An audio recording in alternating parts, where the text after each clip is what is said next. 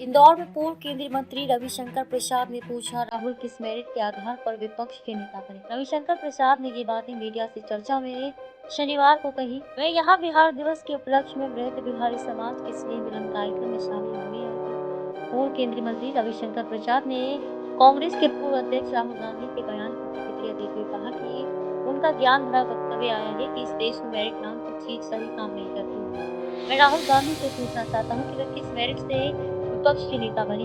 Merit के नियमों की सरासर अवहेलना उनकी नियुक्ति में की गई है। राहुल गांधी होमवर्क नहीं करते या उन्हें ट्विटर बदलने की जरूरत है जो उन्हें भारत की सही जानकारी दे। घोर माओवादियों के प्रभाव में नजर आ रही है। शनिवार को इंदौर में पत्रकार वार्ता करते हुए पूर्व मंत्री रविशंकर ने कहा कि शिवाजी और औरंगजेब दो व्यक्तित्व हैं। औरंगजेब कभी भारत की विरासत नहीं हो सका।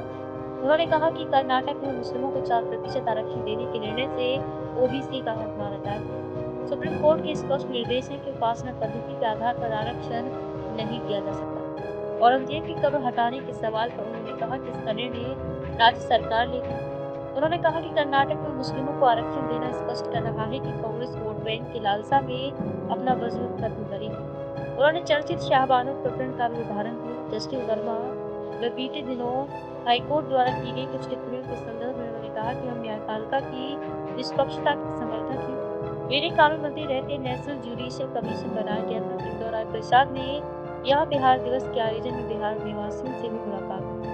उन्होंने कहा कि नीतीश कुमार से रिश्ता नया नहीं है, वे व्यक्तिगत रूप से ईमानदार नेता है। उनके साथ गठबंधन में चुनाव लड़ने पर कोई शक नहीं होना चाहिए। उन्होंने केंद्रीय बजट पर भी चर्चा की। एक साक्षात्कार में राहुल गांधी ने कहा था कि मेरिट एक पूरी तरह से दोषपूर्ण अवधारणा है।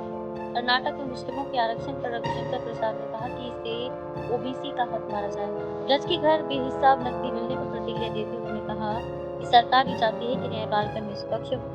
रविशंकर प्रसाद ने ये बातें मीडिया से चर्चा में शनिवार को कही। वो यहाँ बिहार दिवस के उपलक्ष्य में वृहद बिहारी समाज के स्नेह मिलन कार्यक्रम में शामिल होने आए।